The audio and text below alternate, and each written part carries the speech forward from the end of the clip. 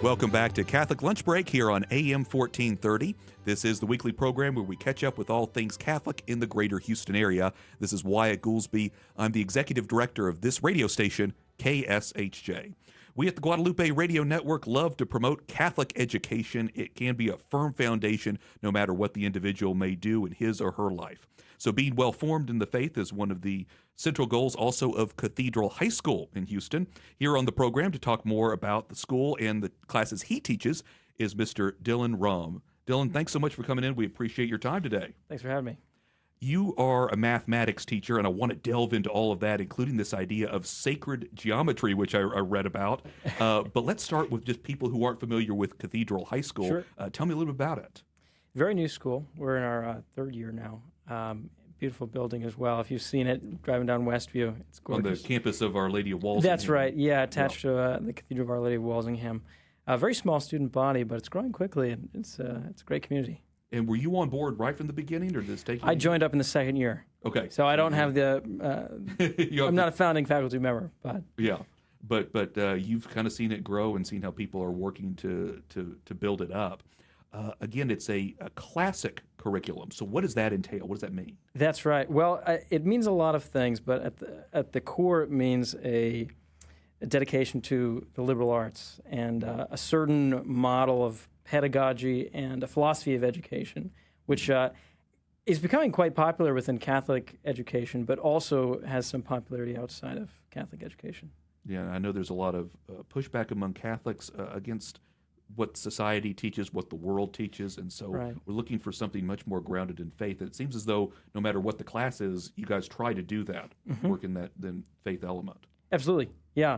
It is. It does ground into a deeper philosophy of education, however, which in some ways goes alongside faith. You know, like we like to refer to St. John Paul II's image of the two wings, faith and reason at times. So there really are two wings that we use them both to fly. And I know you all take that seriously because you teach sacred geometry. That's right. Explain, how do we begin? I mean, so many things are sacred, of course. If it's made by God, it could be sacred in that sense. But how do you get something that seems, maybe to a lot of high school kids, just boring, is geometry.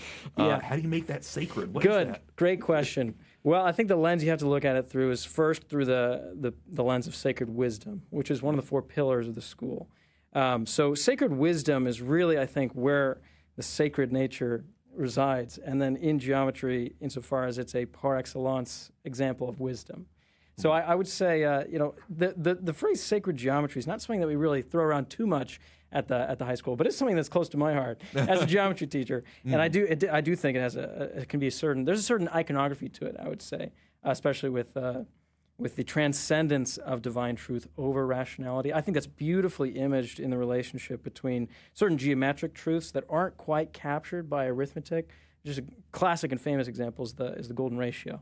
Right, which it's so beautiful, and when you begin studying it, it just replicates its beauty sort of infinitely. So it has this sort of participation in infinite nature, but the ratio itself cannot be expressed as the ratio of a number to a number. So from the viewpoint of arithmetic, it's sort of incomprehensible. But from the viewpoint of geometry, you can really say things about it that unpack its transcendence. So I think that's just a small example of sort of what I mean when I say that there's a certain iconography to geometry specifically, which could, give it a sort of special title of sacred. But that would take a little bit longer to unpack. So I think I'd rest more on the idea that wisdom as such is sacred, and geometry as wisdom is sacred. Right. It can all have that ability to point us towards God or towards the divine. For most people who've gone to high school, they've taken a geometry class. I think the only kind of geometry that I can think of that I've ever known is what's known as Euclidean geometry. I don't even know what else is there. Dillon, is there another form of geometry? Great question. So there is Euclidean as opposed to non-Euclidean geometry, which when you get into the actual mathematics of it, is it gets a little bit complex. It's a little beyond the scope of what I would espouse when I call myself a Euclidean. It's more about the method, actually, than it is about the difference between geometry and Euclidean and non-Euclidean geometry, insofar as this. And this kind of ties back into the idea of a liberal art, what makes it liberal. Yeah. The idea of geometry as a liberal art is that it's somehow integral to being a full human being. It's somehow integral to being free. That's why they call it liberal, from the Latin word liber, meaning free, related to our word liberty. So the idea, and this is interesting because it's an idea that predates Christian education, because it predates Christianity. The idea that for some reason geometry would have something to do with being free, which is sort of an enigmatic idea. I think that's also a little difficult to unpack. But for us as Christians, actually, we have a slight window into it, which maybe we wouldn't have otherwise, in the phrase which Christ gives us, that the truth will set us free. So the pursuit of the truth and the enjoyment of the truth is something that is integral to human life.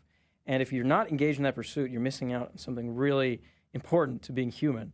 And that's the relationship between that truth and faith is sort of interesting. It's sort of hard to pin down, because I was actually meditating on it earlier. I, as an educator, believe that education is absolutely essential to a fully human life. That if you don't have an experience with the truth and the pursuit of it in a natural way, through your sensation, coming to know the world around you, that you're really missing out on something that's intended for man in God's divine plan. Now, the odd thing about that, however, is the greatest saint in heaven, I think that's safe to say, the Blessed Virgin Mary, most likely had no idea how to read, which is kind of interesting, right? So when she had a few other things to worry about. Absolutely, right? So you got to wonder, how is it that education, what exactly is the nature of education and its necessary role for human flourishing if sainthood doesn't seem to require it, per se? But I do like your idea of freedom through thought and pursuing of the truth, because that's what I think of Mary, especially in Luke, where it says she thought about all these things, considered all of these things that was told to her. So even though she may not have had a formal education in that sense, Mary was just like us in the sense that we're thinking about these things that may have happened in our lives that may be miraculous. Absolutely, yeah. I think that's the solution to the riddle. She had such an intimate relationship with the truth, knowing Him personally, right? That as we do as Christians as well. Right. So I think that's the solution to it. But to the pursuit of the truth, that, going back to that, is the method of Euclid that is so important for us in geometry, because it's been a little unclear in the philosophy of education throughout history. What exactly is the point of it? Especially in America, it's changed a little bit from time to time. So for us, it's the pursuit of the truth as such, which makes it so uniquely worth doing. And Euclid shows just par excellence example of that. Dillon Raum, one last question. I think you yourself personally are continuing your education. Are you seeking a graduate degree right now? That's right, yes. I'm enrolled in graduate classes at the University of St. Thomas in philosophy. Okay, very good. That's exciting. So I'm sure it's fascinating being at the University of St. Thomas. They support us as well, so that's fantastic. So again, Cathedral High School is the name of the school. Do you happen to remember the website offhand if people want to? I think it's cathedral-hs.org, but I'm not certain. I put you on the spot there for a second, Rob.